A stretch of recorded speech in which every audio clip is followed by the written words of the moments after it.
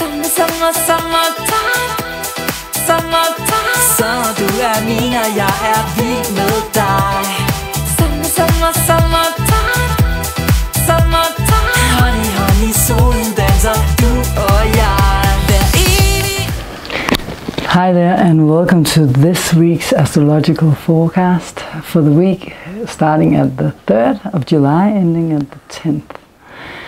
I'm your modern shaman, Maria in RainbowLand, here from my showroom slash our meditation room slash home in Tokyo, Japan.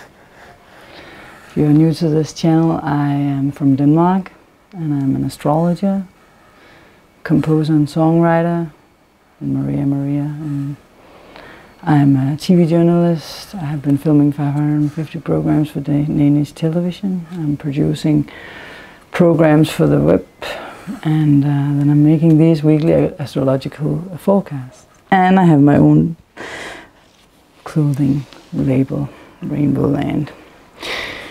Anything I do is to inspire people to follow their hearts, not trends. That's what I have been trying to do since I was 19. Today I am 39 years old. When I stopped going to school, I started my own business right away, where I tried to follow my heart, and I have been through many different stories, many different things in my life, and this is what taught me about astrology, because I've been following the stars and seeing which aspects and which constellations in the sky created which situations around the world and in my personal life, in the life of friends, etc. So my background in astrology is I learned a lot from my uncle and aunt, 50 years of astrology, professional astrologers, and then life taught me. And I'm also channeling. So it's a combination of astrology and what needs to be said. We start out with the collective forecast, and after that we will go into the personal sun signs. So if you're on this channel right now, you can look down and see if we are on your personal sign. The collective forecast is necessary because it tells about how the world is at large, what we as a collective need to learn, and that's important because you are always interacting with other people unless you are alone, homesick in your bed, or other ways isolated from the world.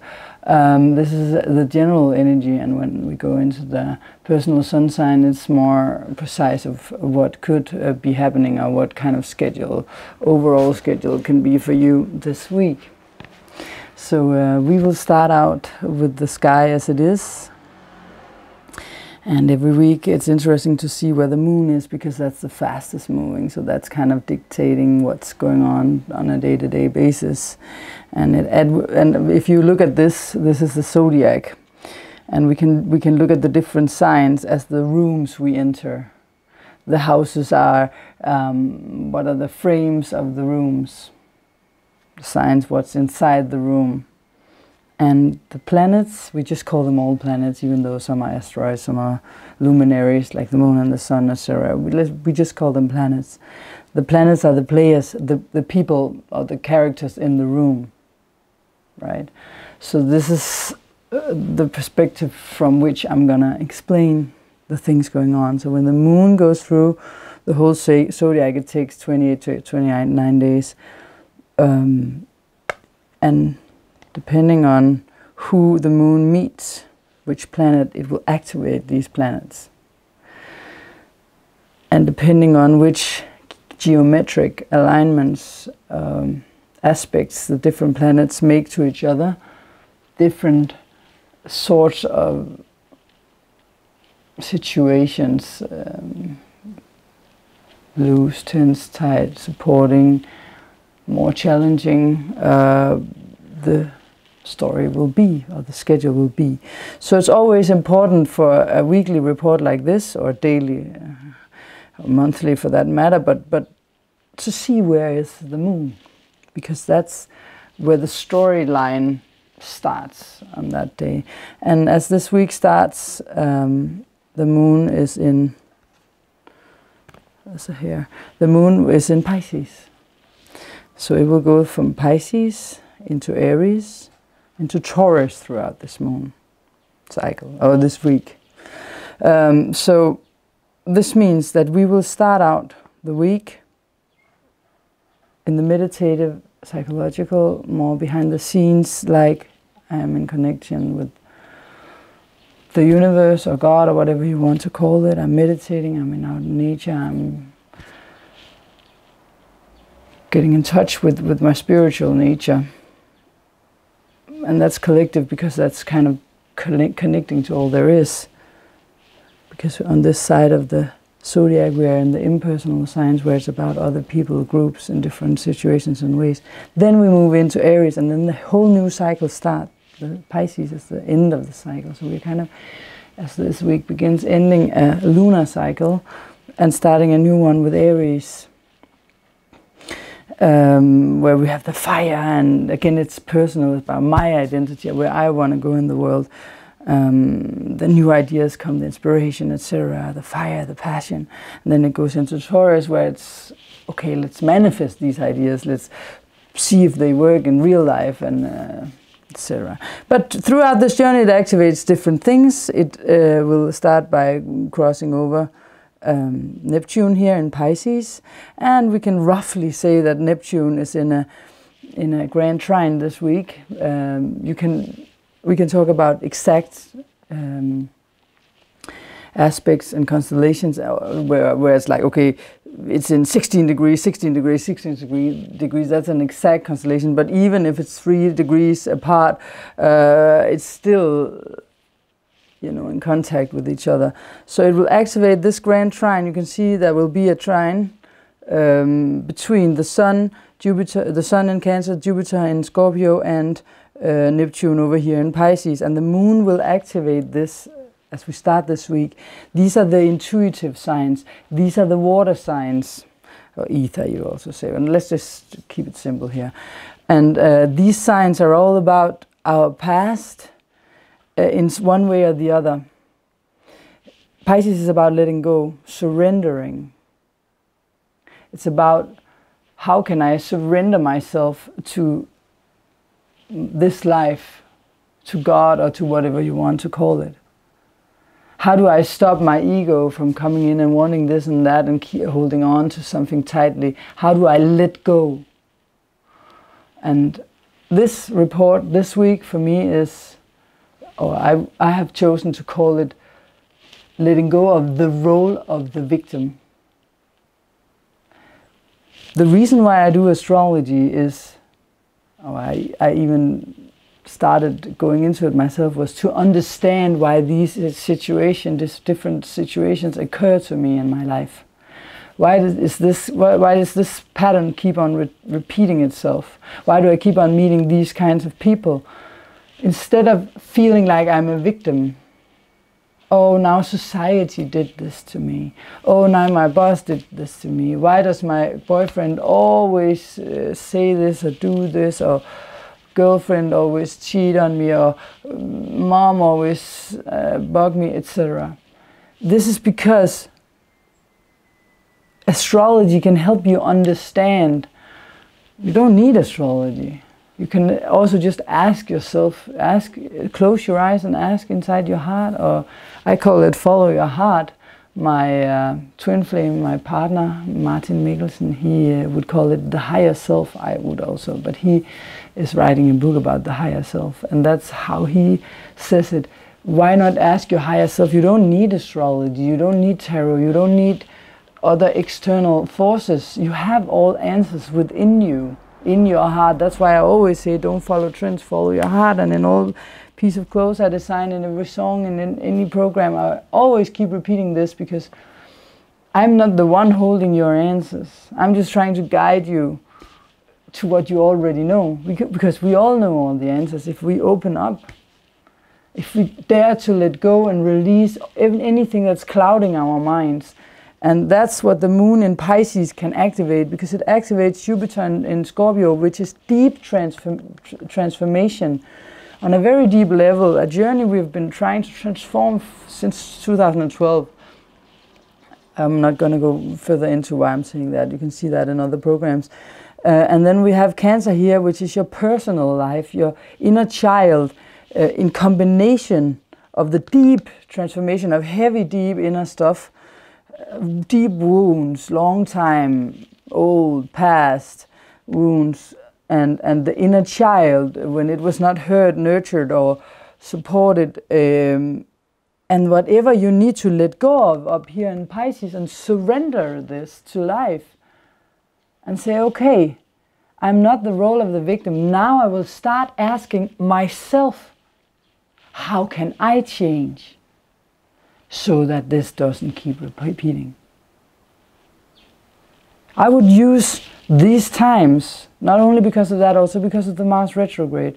I talked about it last week when I said that Mars is going to come into a square again, as it was in the end of May, with Uranus.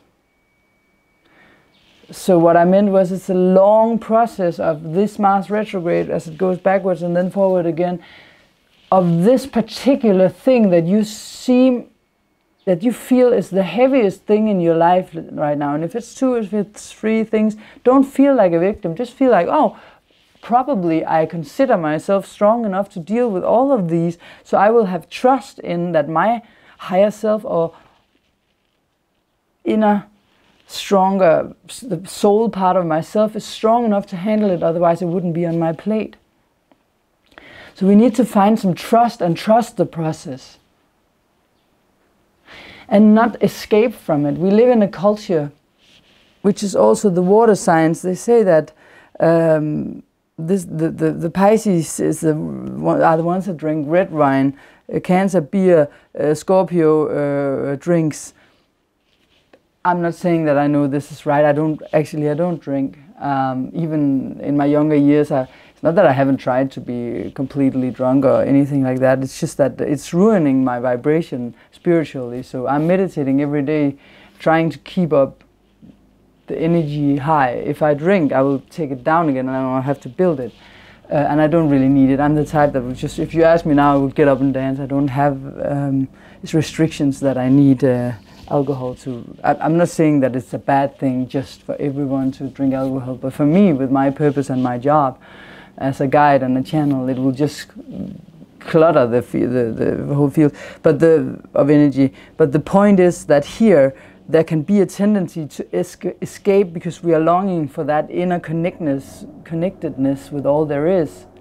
But I strongly advise you not to do so, not to escape through medicine either. Like, the thing is that we are now with the Sun in Cancer. Once a year for a month, we're in Cancer. We need to get in contact with our personal feelings, what's going on inside of us. And often it hurts. There are things that hurt, and we don't understand. We are like, oh, again, this role of a victim. I'm not saying that I don't feel empathy for you, because I'm also going through hard things. I also have things and people to let go of. So I'm not at all saying that I'm better than any of you. I'm just trying to help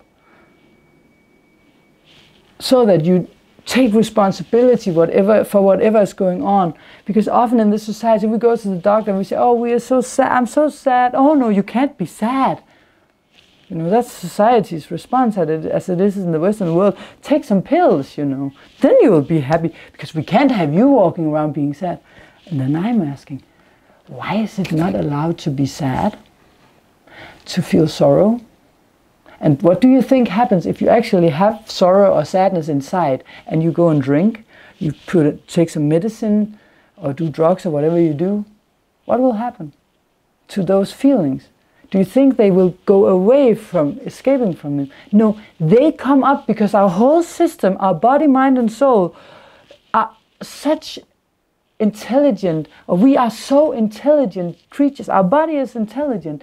It will tell you through pain that something is out of balance here. It's the body shouting hello, or your system shouting hello, something is not right here. Then you have to look upon, okay, is it something in my life, something I'm doing, something I'm repeating that is not right? Try to hear what it's saying.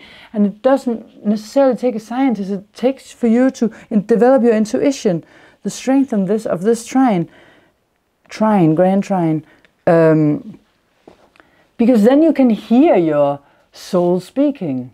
or your higher self, as Martin would say, call it, or your heart. And then you don't need a drug to escape, because then you'll just suppress that feeling and it will come up at another time. And imagine if you've done this hundreds of times, how much you've stuffed in here, and why it always comes up as a shock whenever on the schedule it's time to get these things up. You get a shock because all of these feelings, why are they there? Now it's time to look upon, why are they there? Which old patterns do I have? How can I change it? Accept that you're sad. Stay in that sadness until you are ready to say, I will let you go. You don't need to hold on for it and talk about it for years. You can ask for that intelligent, undestroyed part of yourself to release it. And then give yourself the quiet time to do so. You cannot just by having the television running while you're drinking, while you're doing this, stimulating on the internet. If you do that all the time, when does your system have time to release?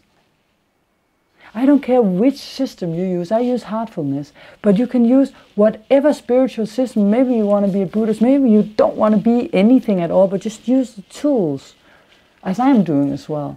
I won't call me something in particular, any religion or anything like that. No, I'm using the tools that my heart is telling me to use for me to evolve. And as we have Saturn, as we have Mars retrograding in Aquarius. Aquarius is about the future. Which future do we want?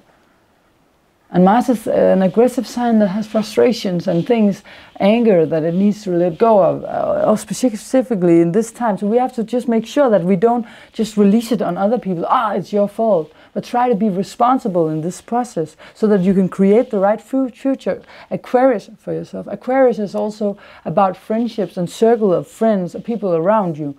So you can ask yourself, as it's going retrograde, it's it's revising, rediscovering which friends, which people, which circles is it good for me to hang around? Is there something I need to change in this process?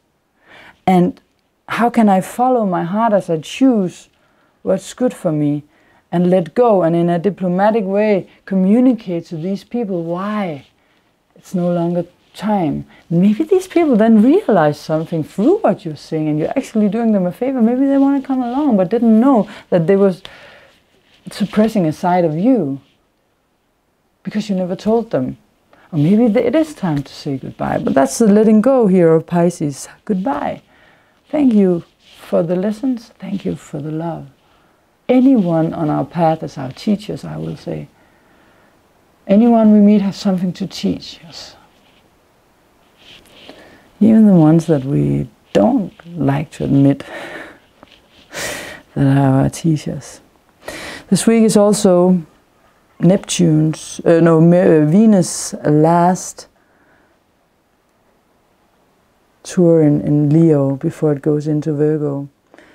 And it will go through the last decan.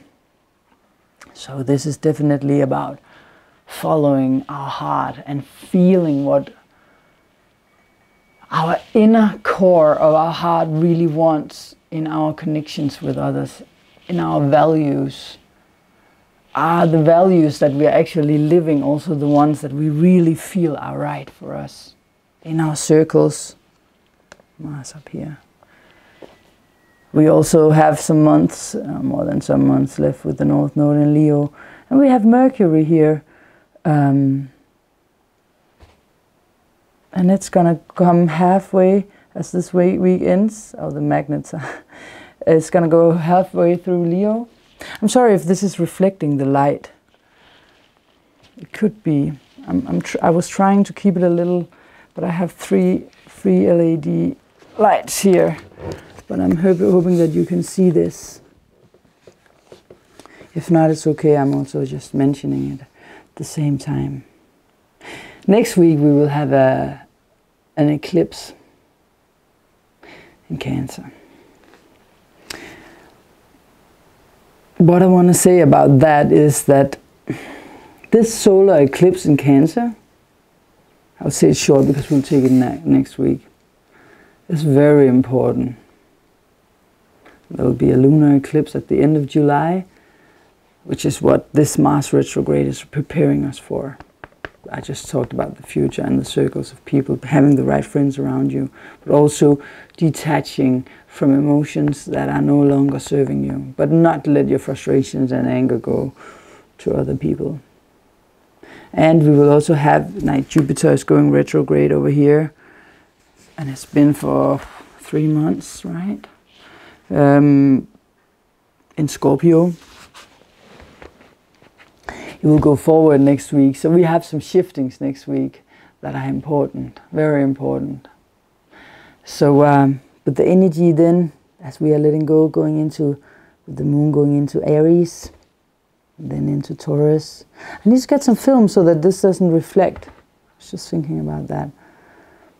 I went to Nippon, one of the biggest companies in Japan, a printing company, because of a collaboration I'm gonna make with them with my brand, and also some television probably this week. It's a huge collaboration. They make things for cars, computers, television, La Louvre in France, museums, print money, print anything you can print upon, food. Or I have never seen such a big company, and I got a personal tour because of the collaboration we're gonna do. And these Japanese people are so amazing. We could learn so much from their kindness and gentleness. The way I was received as I got there, the way they gave me the tour, like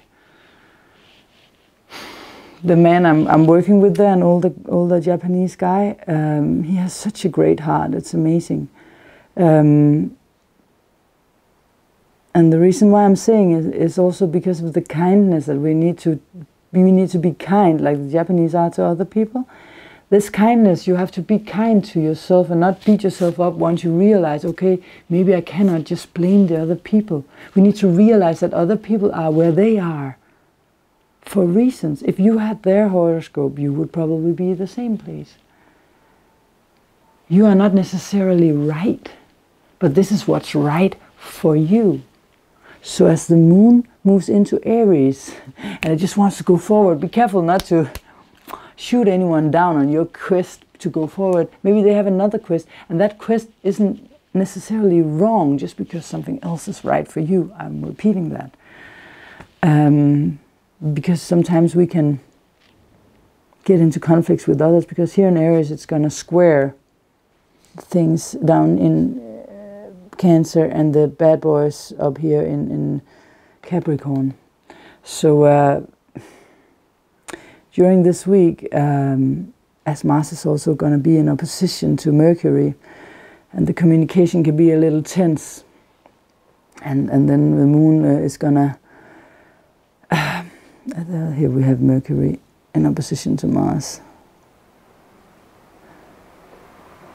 and the moon going into Aries. So it can be a little wild as we go to the weekend. The feisty Aries energy, use it in a positive way. Remember that anything I say, nothing is bad, really. Because there's a part of us that knows that it's all good, and you just need to lean back.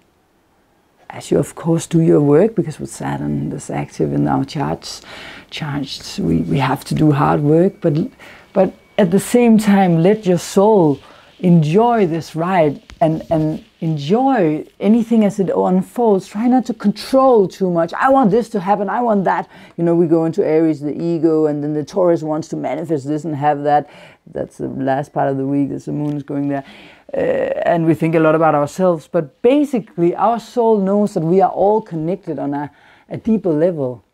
So there's no need to force things through. The universe is going to unfold the plan step by step, whether you want it or not, or whether you like it or not personally. But your inner core, the higher self, knows that it's all like it's supposed to be, and that we planned this at one level, some level or another. Our soul made a schedule, and therefore, as I said in the beginning, this program I will call it the role of the victim, and letting go of playing the victim. You don't need to play a victim. I know this may be provocative to your ego, but you made this plan for you. there's someone, Charity from Heartfulness, a master that died recently actually, beloved master, he said that until you reach the state of complete purity, anything that happens in your life is a reflection of you. Take that. And I'll give that 10 seconds of silence. Anything that happen around you is a reflection of things going on inside you. So who's responsible and who can change it?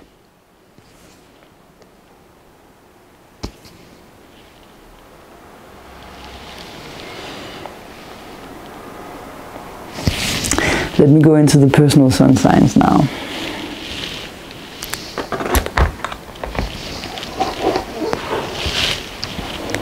So this is the PSer for the collective, especially for Aries because it happens in Aries, but it's for all of us, and it gets its own section because this is one of the very important things, if you ask me, for this week. For the first time in 50 years, Chiron goes retrograde in Aries. Chiron is where we feel inadequate, where we are broken somewhere inside, where we feel ashamed of ourselves. It's the wounded healer, it's called. Because as Chiron had to heal his wounds, long story, I told it in another section, won't tell it again now, but you can ask and I will comment in the comment section if you want to know more. As Chiron healed from his wounds, he became the wounded healer and specialist in healing wounds.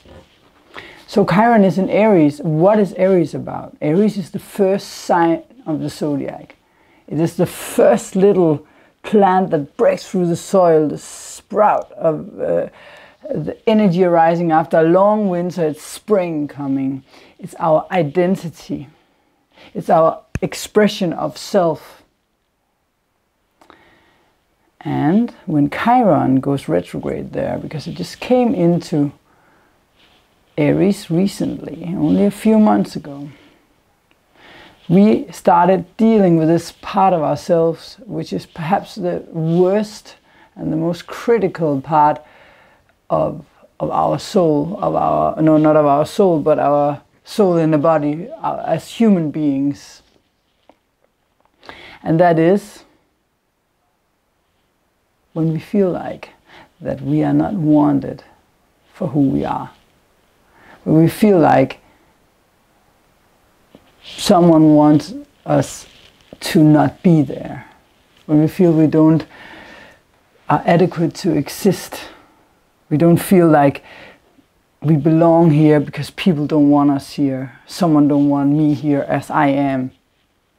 People want you to change because you are not good enough for who you are. You can be here, but only if you are not yourself. And in Aries, because Aries is about your identity, I want to go this direction. What do I want? What is my identity? But the crisis, the wound you can have here is when people don't like you. I don't like you. I don't like who you are. The feeling of someone saying that without words, with words, whenever during your life or in lifetimes. This is the wound we're healing. I'm Aries. I have Mars within the first degree of Aries. It just went into Aries. So I've had Chiron now moving over my Mars in Aries.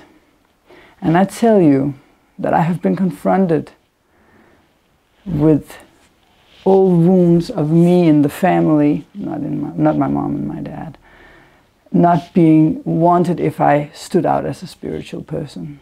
I was considered lunatic and brainwashed for having my spirituality. This wound is coming up now, and I have to stand up towards this part and say I am allowed to be here as I am. I'm not trying to convince you to be spiritual as me, but there cannot be rules. That's what I'm going through.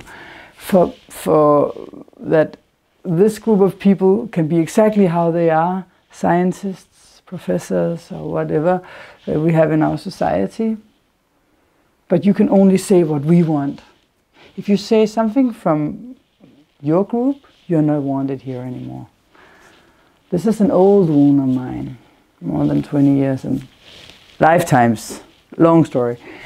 Maybe you have something similar in your life. This is not the only part. It's also about the environment I am in often in my life these days, these times. I have to fit in, and I have to cut a toe, what do you call it in English? Cut a heel and cut a toe, you know, like in Cinderella when she has to fit the shoes. Cut.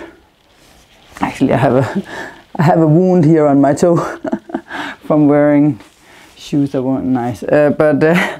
Anyways, my point is just that wherever you feel like you identity-wise are not welcomed as you are, this is the time to heal this wound. Now Chiron is going retrograde. We have the ability to look over it again and see how we can heal this section of a part of ourselves. How we can be as we are,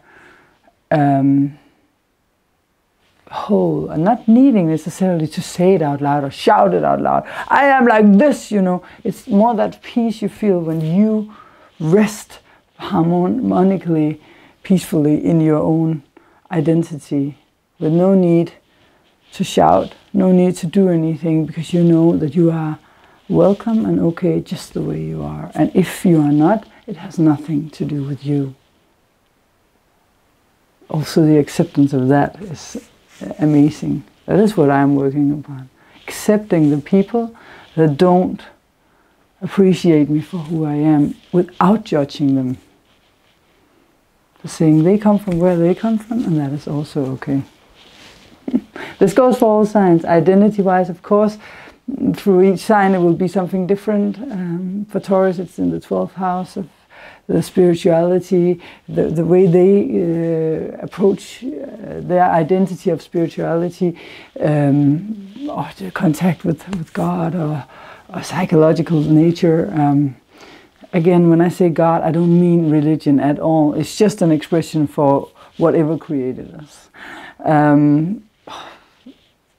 You know, to put words on whatever created this is also already then a little wrong, because something that big in one little word. For Gemini, it's the 11th house. It's the identity within groups, circles of friends, etc. Cancer, it's the 10th house. It's how they express themselves at their work, at their career-wise, their uniqueness of how they express themselves in their career. There's a room for this. The Leos, it's the 9th house. The spirituality and the guru-like condition where you have the grand overview in their special way. The Virgos. For the Virgos, it's in the 8th house. So this is where they share resources with others, forces beyond their control, deep transformation, how they transform on a deeper level and connect sexually to a partner in their own special way. Then we have Libra. I'm turning the wheel inside of my head here. I didn't rehearse for this. I do not try to do this spontaneously. So if I have some Earth, or sometimes it's because I'm trying to let the flow let me know what to say. For the Libras, it's about the partner. Crisis within, how am I in a partnership? Can also be that for Aries, actually. It's not only identity, it's on this axis, the partner axis. How do the partners see me and welcome me as I am? Can I be like I want to be in a partnership, or is my partner not accepting me for who I am? Then the Taurus, it's the day-to-day lifestyle, routines, the work they do every day is like they like to do it their own way. And has there been a neglection of that from someone that didn't want the Scorpios to express themselves in their own way in this regards? Then we have the Sagittarius in their romantic life with their romantic partners, or with the children, or just the creative expression of being in love with life in their own special way. For the Capricorns, it's the family, How are they within the family? Oof, that's not easy. Such an important thing, like in their personal life, being accepted for how they are, who they are in their personal life. I have very dear friends and also many people I did readings for, being Capricorn, that really have a crisis on this one, where they aren't really accepted for how they want to build a family and do things. Aquarius, for Aquarius, is the third house of communication. How do I express myself? How do I, go about when I spontaneously express my way of communicating, my way of thinking, because it's sudden epiphanies and ideas, the Aquarian mind, and maybe they're not accepted for this way of detaching and in their mind being able to jump so fast and so genius-like, but being criticized for being not being right, perhaps in this way. For the Pisces, is their values, their habits, their finances, the way they run this, a crisis within this, and we also have the personal sun signs, of course, which will come now.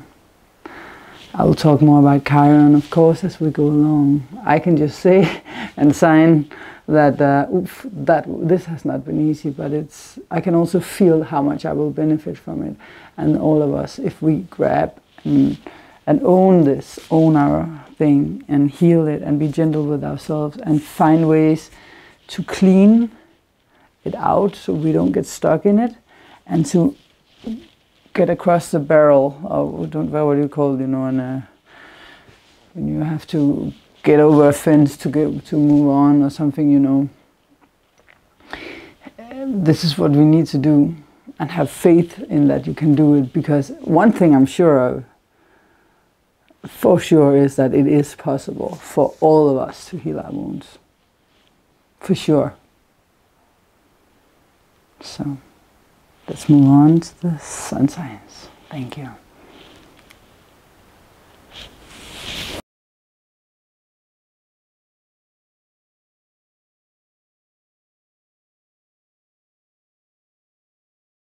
Hi there, Aquarius.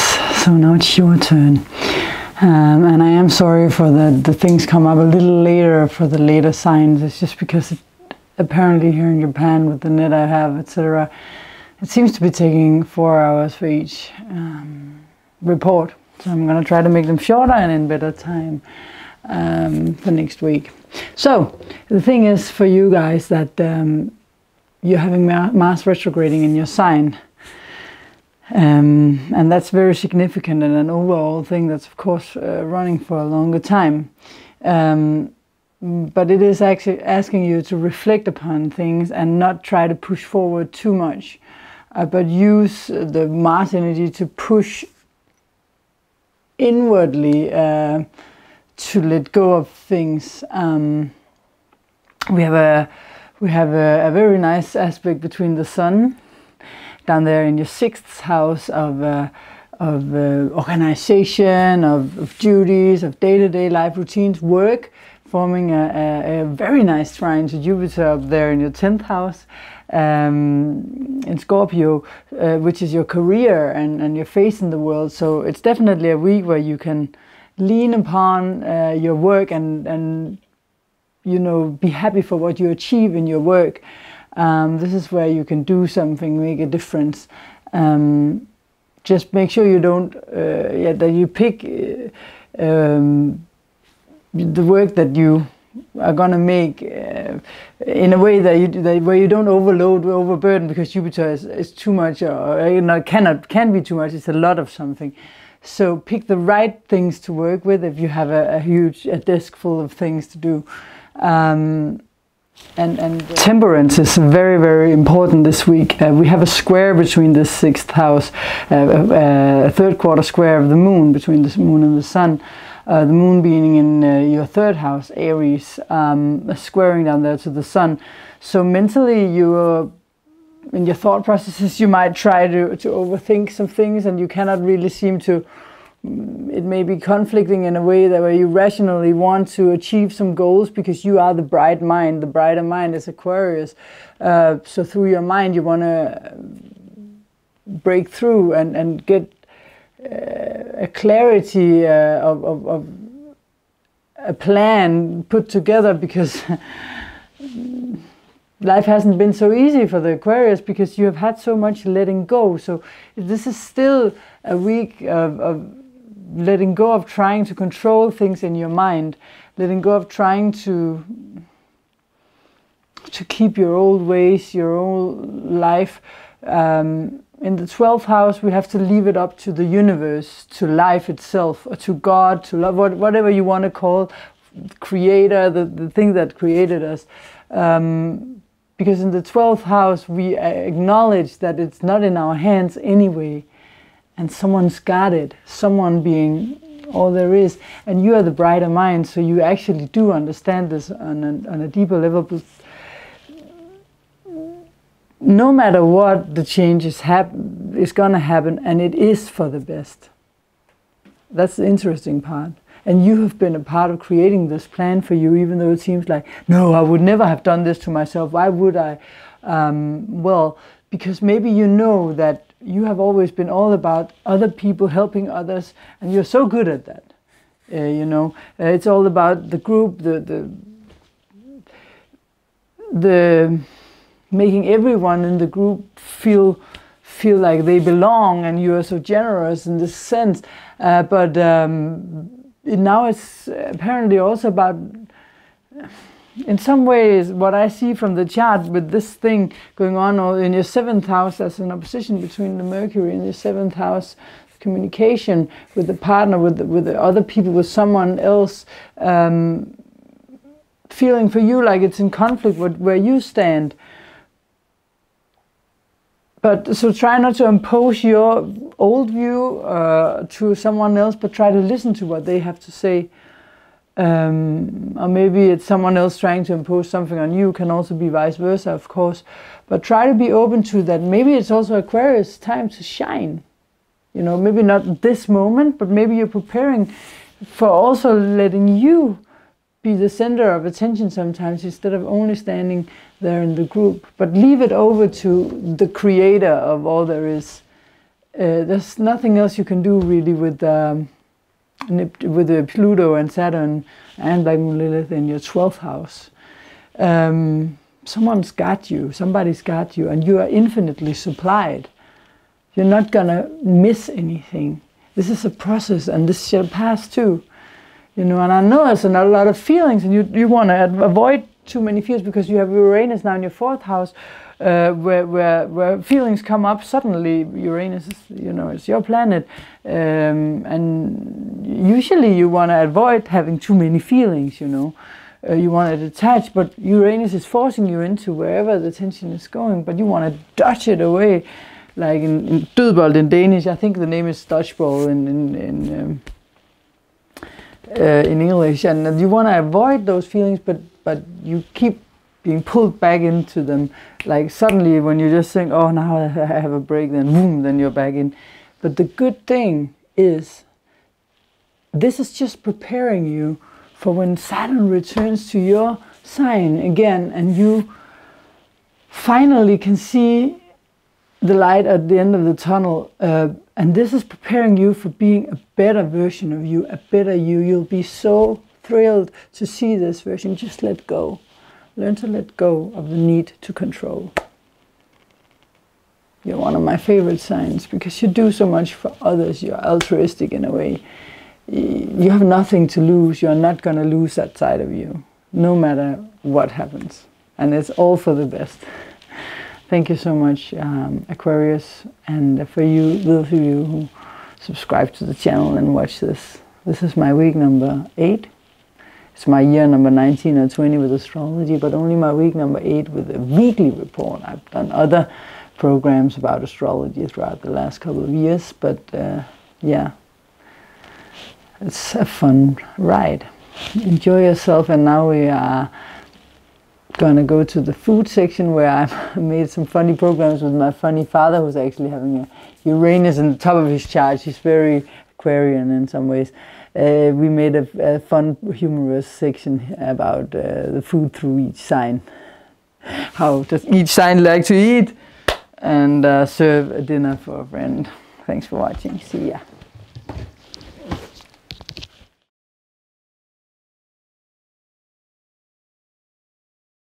So welcome to this week's special.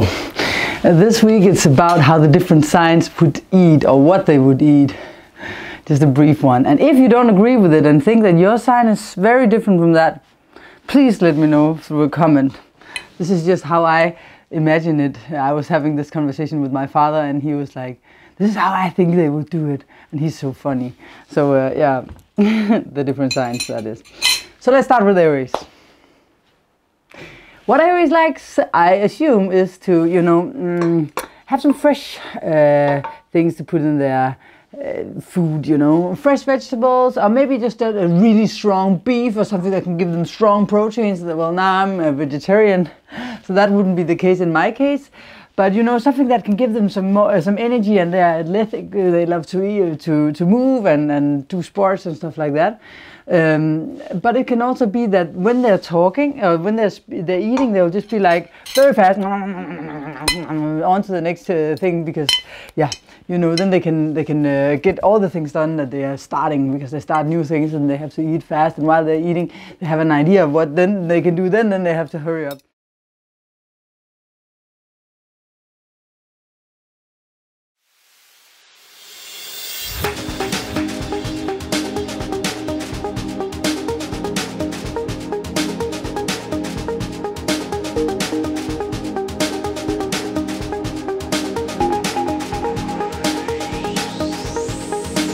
There is this angel saying, I'm gonna find my way back home. The secret is love, he said.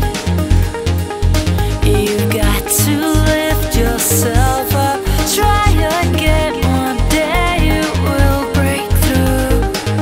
What you long for will find you.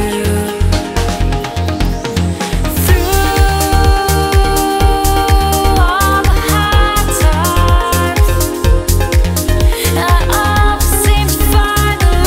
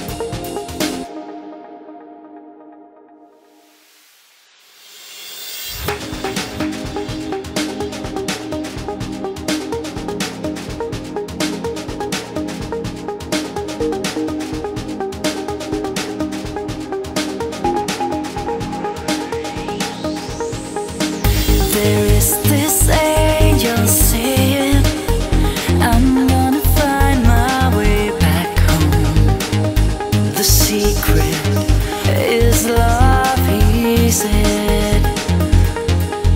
You've got to lift yourself up, try again. One day you will break through.